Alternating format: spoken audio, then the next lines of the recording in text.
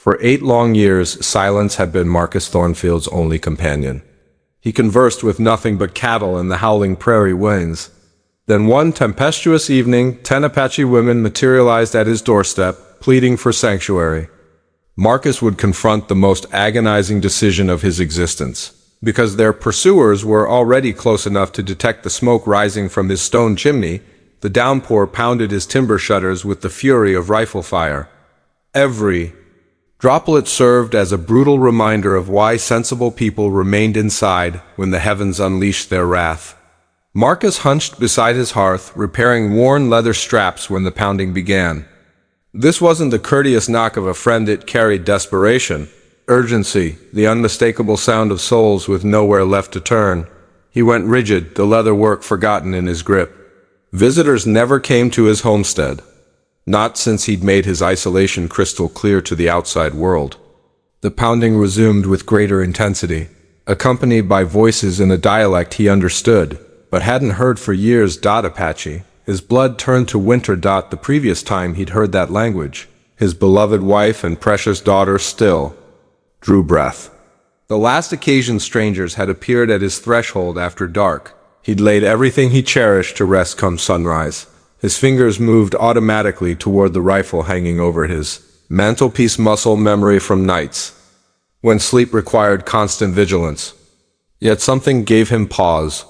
Perhaps it was the quality of those voices, not battle cries or threats, but something resembling desperate pleas. Maybe it was how the wind carried their broken, anguished words. Or possibly the realization that warriors rarely announced themselves by knocking politely. He approached his massive wooden door with measured, cautious steps. Through the thick oak their voices became clearer, women speaking in hushed, frantic tones. One voice rose above the rest, delivering English words with an accent that seemed carved from granite itself. "Please, we know someone dwells within. We require shelter for just this night." Marcus pressed his palm against the door, feeling their voices vibrate through the wood. 8 years of complete solitude had sharpened his instincts to razor keenness. Right now, every instinct shrieked danger, not from these women themselves, but from whatever had forced them to his door during a storm capable of killing a person within minutes. He thought of Elizabeth, how she used to chastise him for his distrust of strangers, insisting that compassion was humanity's only distinction from wild beasts. But Elizabeth was gone, and compassion had perished alongside her on that morning when he'd trusted the wrong people. The voice returned, closer now, as though the speaker had pressed her lips against the wood. "They approach.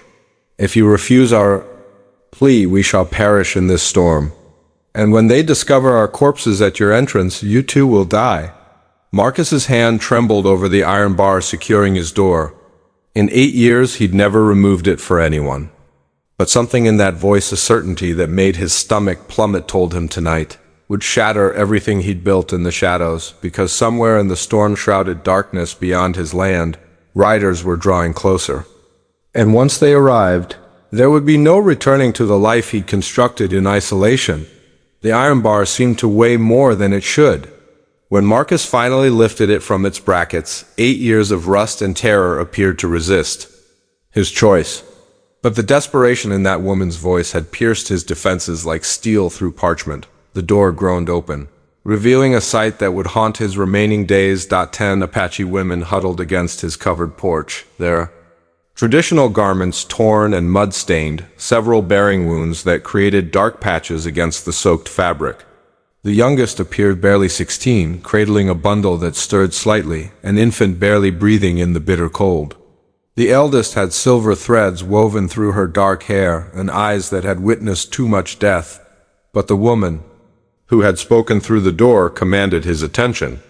She stood slightly apart from the others, her chin lifted despite the exhaustion carved into every line of her face. Blood trickled from a gash above her left eye, and her dress was ripped at the shoulder, yet her gaze held his without wavering. "I am Ayana," she said, her English precise but careful. "These are my sisters, my daughters, my people. We have fled for 3 days." Marcus opened his mouth, then closed it. Questions flooded his mind: where they'd originated, why they traveled. Alone, what manner of men pursued them? But the sight of the baby's pale lips silenced his queries. Some things held greater importance than answers. "Enter quickly," he heard himself say. Stepping aside from the doorway, they moved like shadows, filing past him into the warmth of his main room. Marcus had forgotten how confined his home felt with other people inside. For 8 years it had served as his fortress, his refuge from a world that had stolen everything. Now it seemed to contract around these women who brought with them the scent of rain and fear, and something else, the metallic smell of blood that wasn't entirely their own. Ayana entered last, and as she passed him, she spoke barely above a whisper. "The soldiers pursuing us trail not far behind. Perhaps an hour, perhaps less. They will not cease until each of us lies dead." Marcus closed the door and slid the bar back into place, knowing it was likely meaningless now. His sanctuary had been compromised, not by force, but by choice. And there would be consequences? There always were. "Why?" he asked, turning to face Ayana. "Why do they hunt you?"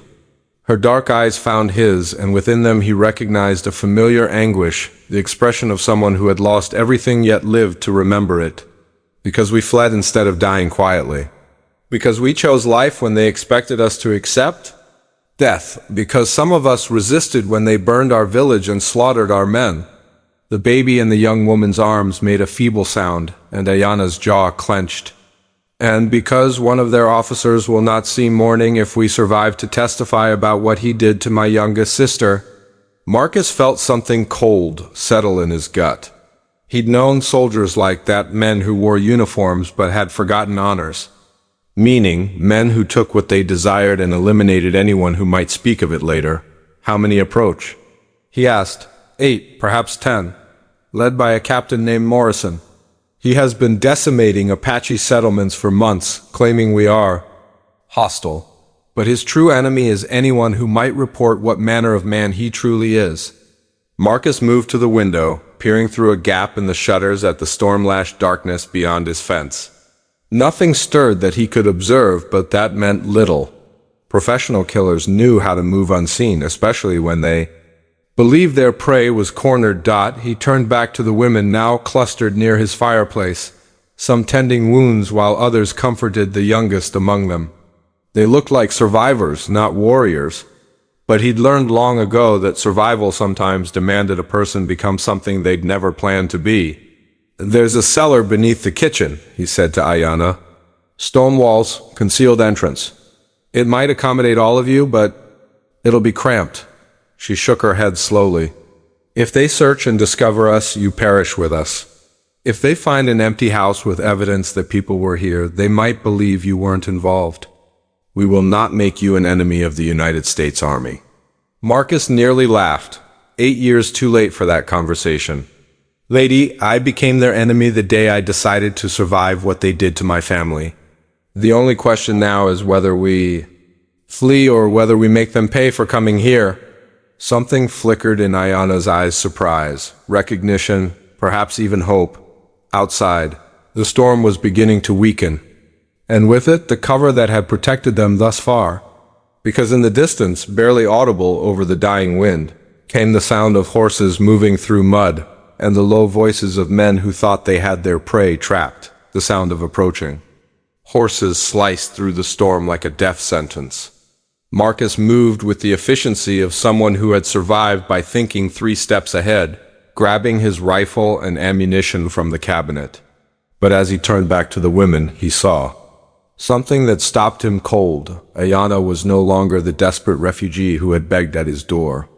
She stood differently now, her posture straight and commanding, and in her hands was a blade that gleamed with more than just fireligt. The other women had transformed as well, some clutching weapons they'd concealed beneath their torn dresses, others positioning themselves with the practiced ease of people who had fought before. "You are not helpless," Marcus said, understanding washing over him. "We never were," Ayana replied, her voice carrying a hardness that matched the steel in her grip.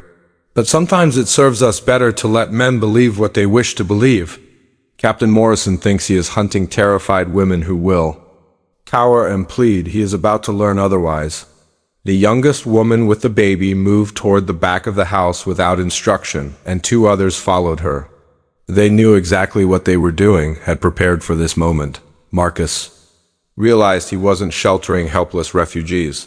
He was harboring warriors who had been playing a longer game than he'd understood. "How many men have you killed?" he asked Ayanna directly. Her dark eyes met his without shame. "Enough to know that Morrison soldiers are not the first to underestimate Apache women. They will not be the last, but they may be the most surprised." Outside, the voices grew clearer, men calling to each other through the rain, coordinating their approach. Marcus could distinguish at least 6 different voices, maybe more. Professional soldiers, but operating in territory they didn't understand, hunting prey they had completely misjudged. "The cellar," Marcus said again, but Ayanna shook her head. "We run now and they follow us forever. We hide and they search until they find us. But if we end this here tonight, the hunting stops." Marcus felt something he hadn't experienced in 8 years. The cold clarity that preceded violence when survival stripped away everything except what needed to be done. These women hadn't come to his ranch by accident. They'd chosen this ground, this night, this storm. They'd brought their war to his doorstep because they knew exactly what kind of man he used to be. "What do you need from me?" he asked. Ayanna's smile was sharp as her blade. "Captain Morrison expects to find helpless women. Instead, he will find us. But when his men see a white rancher fighting alongside Apache, they will hesitate. That hesitation will cost them everything." A horse whinnied close to the house and heavy boots splashed through the mud outside. Someone was moving around the building, checking for exits, planning their assault. In minutes, they would be inside, expecting to find cowering victims. Marcus checked his rifle, ensuring a round was chambered. Elizabeth's voice whispered in his memory, reminding him that kindness was what separated them from animals. But kindness, he was learning, sometimes wore the face of violence when it was the only thing standing between innocence and evil. "There is something else," Ayanna said quietly. "When this is over, if we survive, you cannot remain here. Morrison's death will bring questions, investigations. They will come looking for answers." Marcus nodded. He'd known that the moment he'd opened his door. 8 years of peace was ending tonight. But perhaps that was how it was supposed to be. Perhaps some men weren't meant to hide from the world forever. Outside, a voice rang through the storm, commanding, arrogant, certain of victory. "I know you're in there. Come out now, and we'll make this quick." Captain Morrison had arrived, and he was about to discover that some hunts end with the hunter becoming the prey. Marcus positioned himself at the front window while Ayanna and 3 other women spread throughout the main room, invisible in the shadows cast by the dying fire. The remaining women had melted into the back of the house, creating multiple lines of defense that would confuse any assault. These weren't desperate refugees. They were a coordinated war party that had been planning this confrontation for days. "Rancher," Morrison's voice boomed again. "We're tracking dangerous fugitives. Open this door or we'll assume you're harboring enemies of the United States." Through the shutters, Marcus could see shapes moving in the darkness, soldiers spreading out around his house, taking positions that would prevent escape. Standard military tactics, but they were operating under false assumptions. They thought they were surrounding a cabin full of frightened women and maybe one sympathetic rancher. Ayanna appeared beside him, moving so silently he didn't hear her approach. "The one by the barn?" she whispered. "He is Sergeant Blake. He was present when they killed my husband." "The one near your well, that is Corporal Hayes. He held my sister down while Morrison—" She didn't finish the sentence. She didn't need to. Marcus felt something dark and familiar rise in his chest, the same cold rage that had sustained him through 8 years of isolation. These weren't soldiers anymore. They were predators in uniform. And predators understood only one language. "How do you want to do this?" he asked. "Morrison will come through the front door. He always does. Wants to see the fear in his victims' eyes. His men will come through the back and sides, but they expect to find women too frightened to fight and a rancher too scared to resist." She handed him something, a small mirror polished to shine. "When you see the signal, take Morrison. We will handle the rest." Marcus was about to ask what signal when a new voice cut through the storm. Young. Uncertain? Nothing like the harsh commands they'd been hearing. Captain, sir, maybe we should just search the place and move on. Could be just some old rancher riding out the storm. Morrison's laugh was ugly. Private Wilson, those tracks led right to this door. 10 women moving fast, bleeding in at least. 3 places. They're in there, and so is anyone stupid enough to help them. We do this by the book, my book. Marcus heard the unmistakable sound of rifles being readied, safeties clicking off. Whatever was about to happen, it was happening now. If you were Marcus, what would you do? Open the door and try to negotiate with men who had already decided to kill everyone inside, or trust these Apache women who had turned his sanctuary into a battlefield. Tell me in the comments. I need to know which side you choose. Because what Marcus decided next would determine whether justice or murder ruled this night. He made his choice. The front door exploded inward as Morrison kicked it open, his rifle raised and ready. But instead of finding cowering women, he found himself staring down the barrel of Marcus's Winchester. For a split second, confusion flickered across the captain's face. This wasn't how it was supposed to go. That second of hesitation was all. Ayanna needed. The mirror flashed in the firelight, reflecting a signal to positions throughout the house. The storm that had hidden the soldiers' approach now muffled the sounds of what followed: the whisper of blades finding their targets, the muffled grunts of men who died before they could scream, the wet sounds of justice being served with Apache. Steel. Morrison's eyes widened as he understood he'd walked into a trap, but understanding came too late. Marcus's finger tightened on the trigger, but before he could fire, Ayanna appeared behind the captain like a shadow given form. "This is for my sister," she whispered in Morrison's ear, her blade sliding between his ribs with surgical precision. Morrison dropped his rifle, his hands clutching at the wound. But Ayanna wasn't finished. She wanted him to see her face, to know who had brought him justice. "And this is for every woman you thought was too weak to fight back." But as Morrison fell, a new sound reached them through the storm. More horses, more voices. Morrison hadn't come alone after all. Somewhere in the darkness, reinforcements were approaching. And the real battle was just beginning. The sound of approaching reinforcements turned Marcus's blood to ice. Through the broken doorway, he could see torch flames dancing in the darkness, at least a dozen riders, maybe more. Morrison had been the advance party, not the main force. The real army was just arriving. Ayanna pulled her blade free from Morrison's chest, her face grim as she processed what they were hearing. Around the house, her women appeared from the shadows like ghosts, each confirming what Marcus already knew. Morrison's original squad was dead, but their victory had lasted exactly 30 seconds. How many? Ayanna asked the woman who materialized beside her. 15 riders, maybe 20. They heard the gunshot. They know something went wrong. Marcus felt the familiar weight of impossible choices settling on his shoulders: fight and die, or surrender and die slower. But as he looked at these women who had turned his sanctuary into a battlefield, he realized there might be a third option, one that required him to become the man he used to be before grief had turned him into a hermit. "The storm cellar," he said quickly. "Not to hide, to survive what comes next." Ayanna shook her head. "We cannot run from this many. They will hunt us across 3 territories." "We're not running," Marcus replied, moving toward a cabinet he hadn't opened in 8 years. Inside, wrapped in oilcloth, were things he'd hoped never to touch again: dynamite, fuses, the tools of a man who'd once demolished mountainsides to build railroads, and later other things when the war had required it. "My ranch sits on a hill," he explained, his hands working automatically to prepare charges. "Natural drainage runs down both sides. When the spring floods come, all that water has to go somewhere." Understanding dawned in Ayanna's eyes.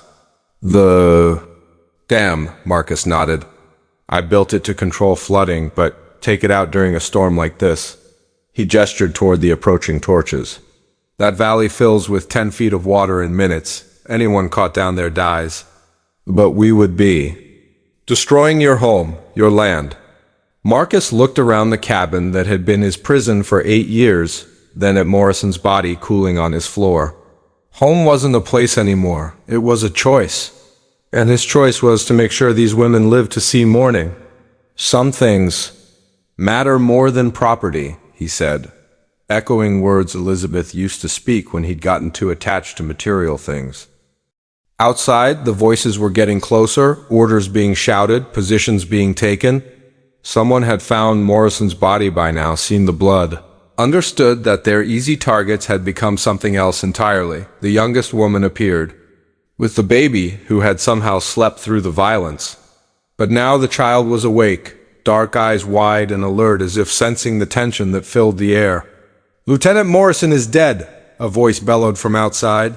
"Surrender now or we burn you out." Ayanna looked at Marcus, her expression unreadable. "If we do this, there is no going back. You will be a wanted man for the rest of your life." Marcus shouldered his rifle and picked up the prepared charges. "Lady, I've been a dead man for 8 years. Tonight I'm choosing to live again." But as they prepared to leave through the back entrance, a new sound stopped them cold, the cry of a baby. Not the one in their arms, but another somewhere out in the storm. One of the soldiers had brought a child with him, because sometimes the worst monsters hide behind the most innocent shields.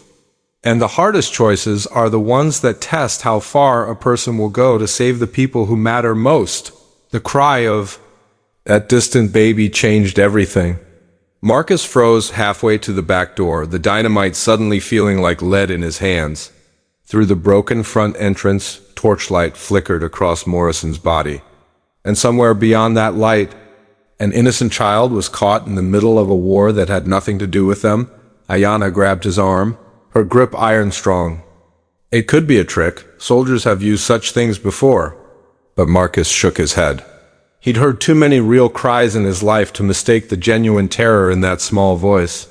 Someone out there, probably one of Morrison's men, had brought their own child on what they'd expected to be a simple murder mission.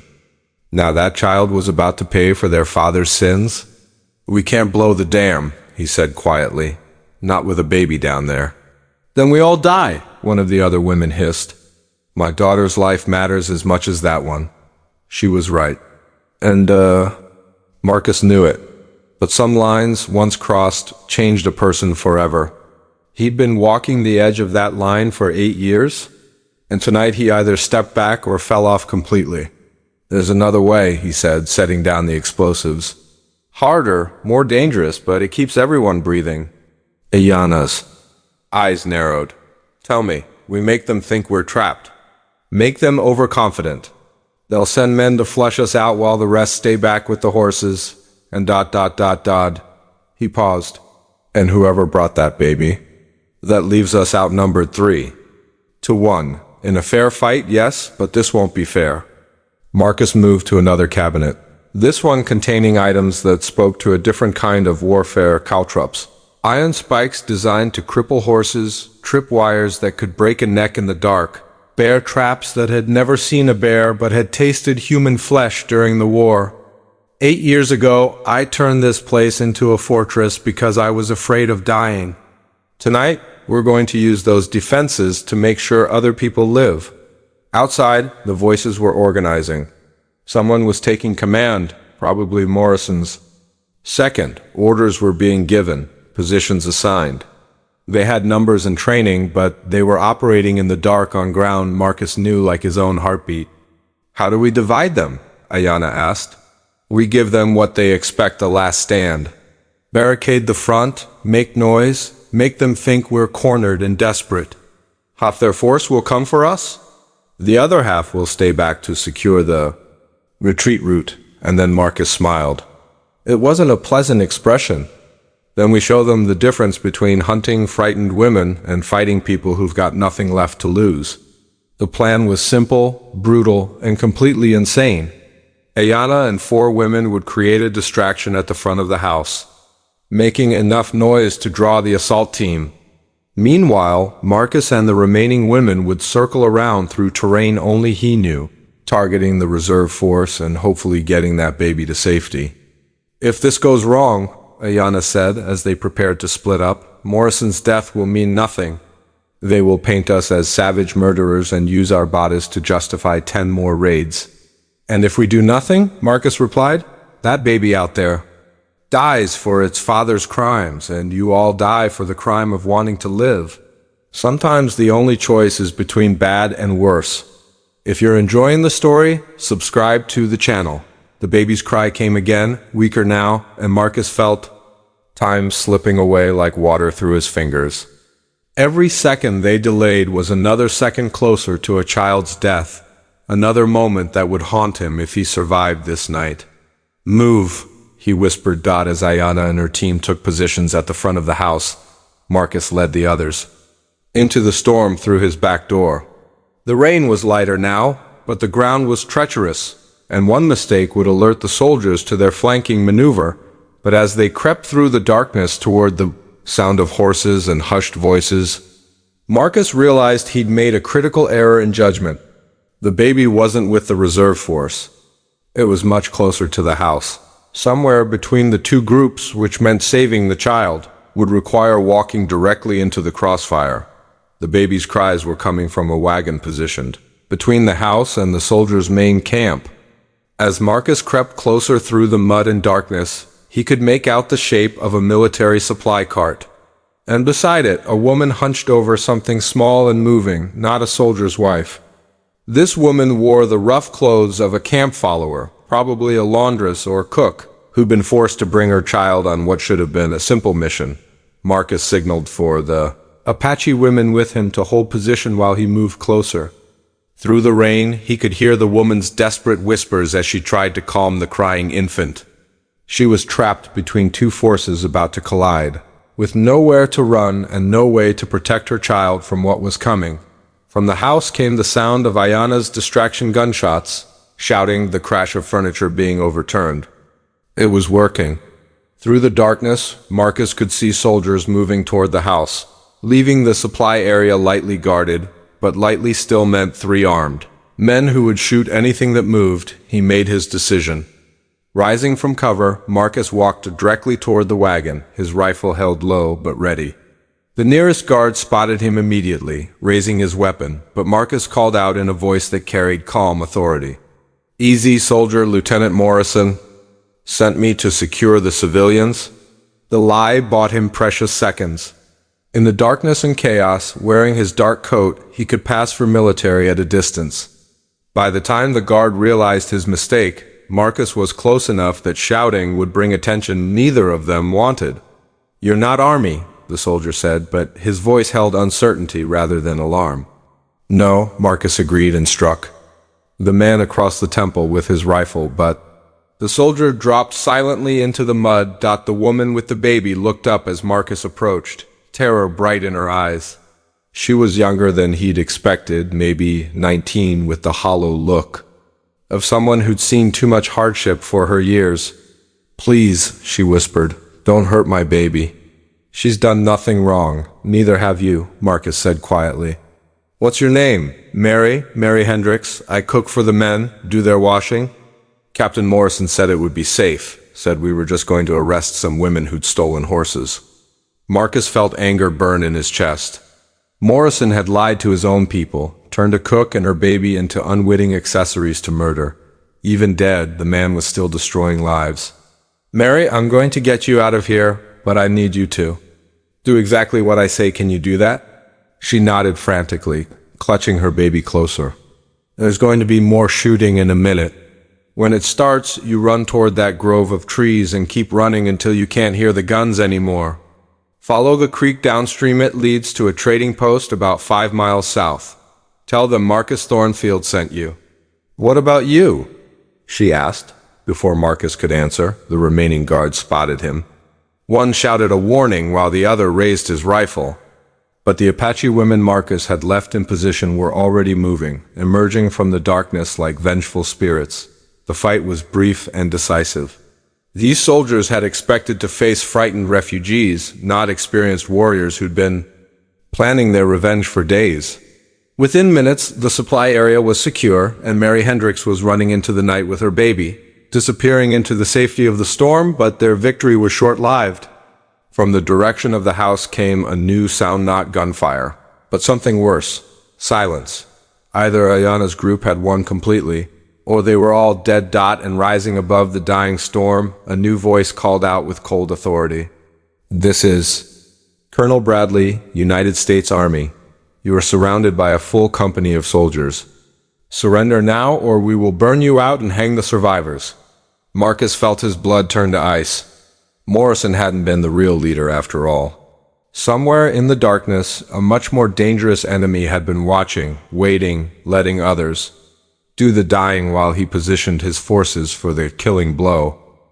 Colonel Bradley's voice carried the confidence of someone who held all the cards.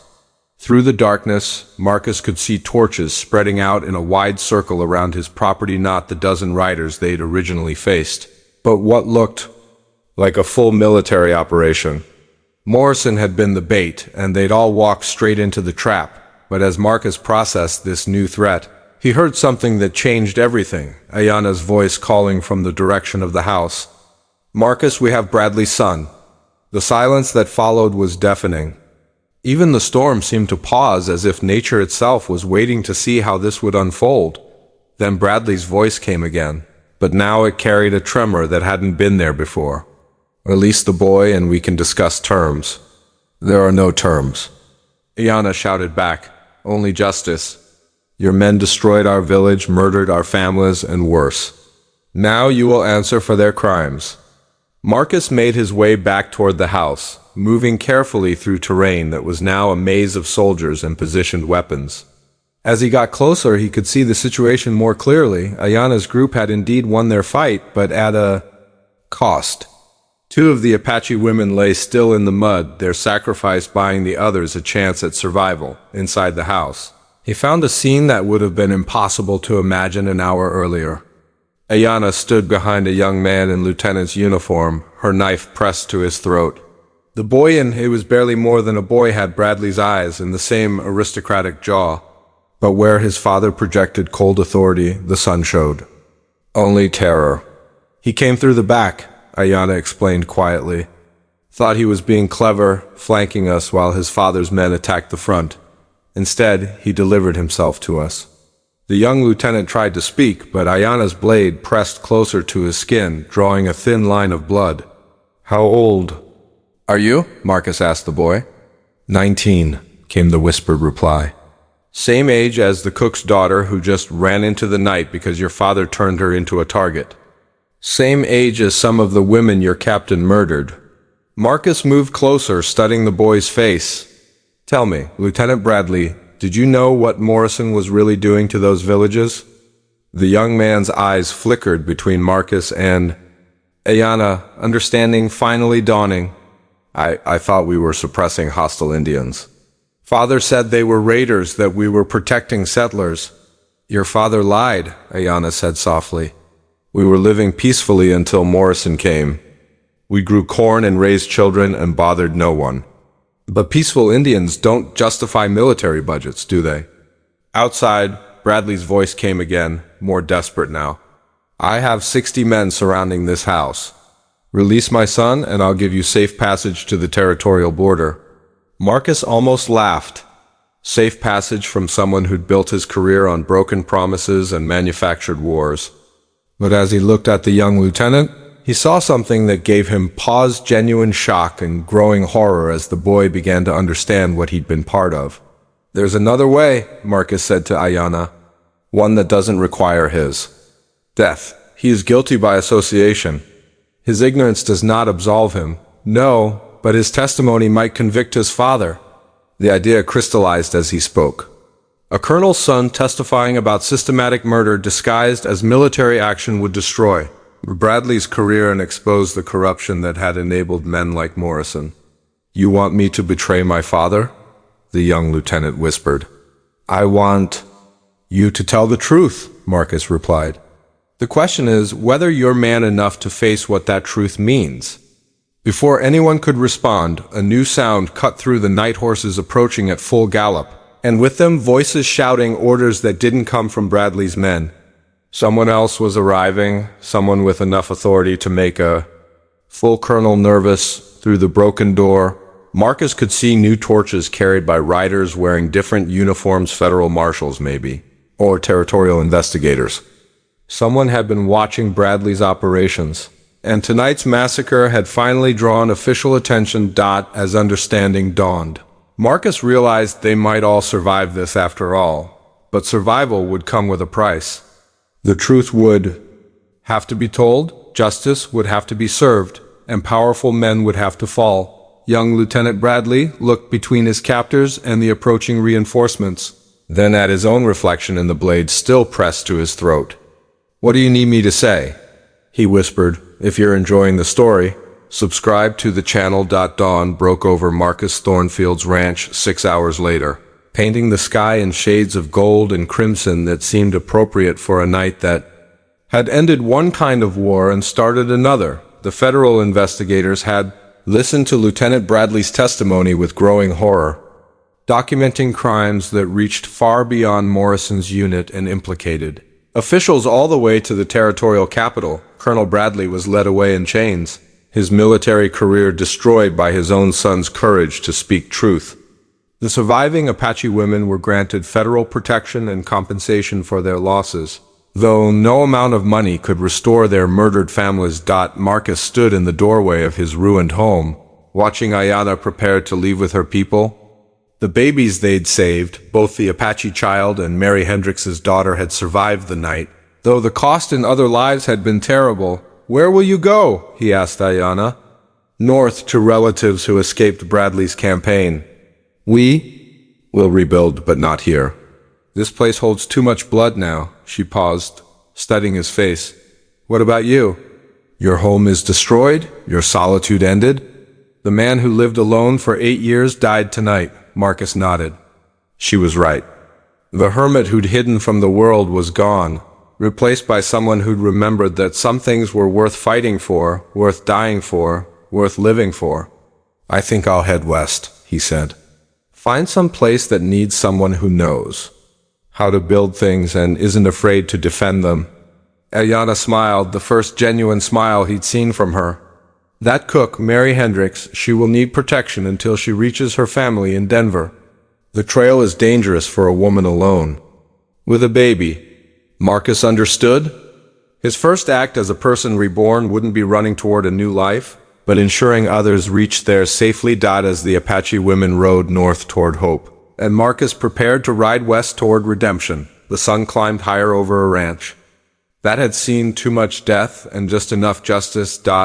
Sometimes the end of one story was simply the beginning of another, and sometimes a person who thought they were finished with living discovered they were just getting started. Years later, travelers would tell stories of the night 10 Apache women and one lonely rancher stood against an army and won. But those who lived it knew the truth was simpler and more complex. Sometimes the hardest choice isn't between right and wrong, but between staying safe and staying human. And sometimes, when the choice matters most, being human is the only thing that really counts. The wilderness had taught Marcus many lessons during his years of isolation, but the most important one came on that storm-lashed night when strangers knocked on his door. He learned that the man could build walls high enough to keep out the world, but he couldn't build them high enough to keep out his own conscience. In the end, it wasn't the Apache women who needed saving. They had been warriors all along, fighting a war that decent people should have been fighting beside them from the beginning. What needed saving was Marcus himself, and the part of humanity that dies when good people choose silence over action. The rancher who had spoken only to horses and wind for 8 years discovered that some conversations are worth breaking a vow of silence. Some doors are meant to be opened, even when opening them changes everything. And sometimes, when the storm finally passes and the sun rises on a world that looks nothing like it did the night before, that's exactly how it's supposed to be. The choice was never really about sheltering 10 Apache women. The choice was about what kind of man Marcus Thornfield wanted to be when the test came. And in the end, when it mattered most, he chose to be human. Now, if this story moved you, subscribe to the channel. Click on the next video to discover another tale where ordinary people face extraordinary choices, and where the line between hero and coward is drawn not in blood, but in the courage to do what's right when everything is on the line.